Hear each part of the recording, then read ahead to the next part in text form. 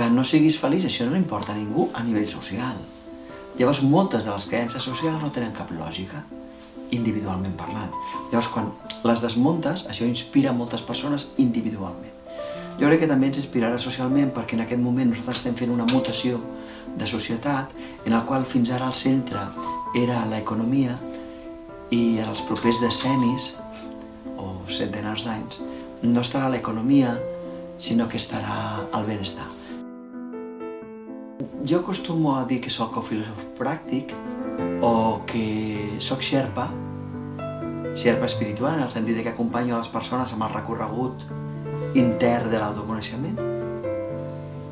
A vegades també soc escriptor, soc conferenciant, soc formador, soc profe, mestre d'escola durant molts anys i això marca. Per mi hi ha una frase que és molt important i me l'intento repetir. Jo no sóc responsable del que els altres fan amb els meus errors. Jo tinc dret d'equivocar-me com qualsevol persona. Però quan jo m'equivoco, una altra persona diu que el que tu em va ser és terrible. Dic, ai, ho sento molt, no ho podré suportar mai, no ho podré superar mai. Diu, noi, no ho sé, és un terapeuta.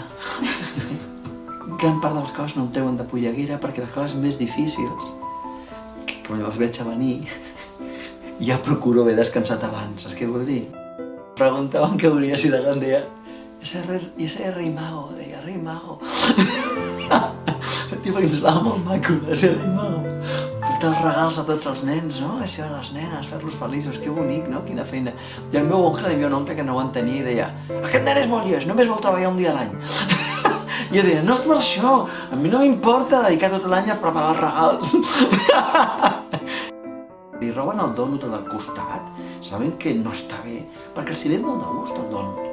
Perquè els hi pensa que és una injustícia que la seva família no s'hi compra dònut i sempre amb les pomes i tot allò, saps què vull dir?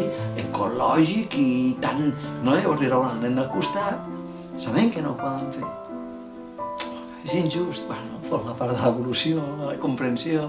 Però si pots mirar la mateixa tendresa amb uns infants, pots mirar la mateixa tendresa a totes les persones, incloses persones que tenen molt mala fama, no? Com Hitlers, Francos.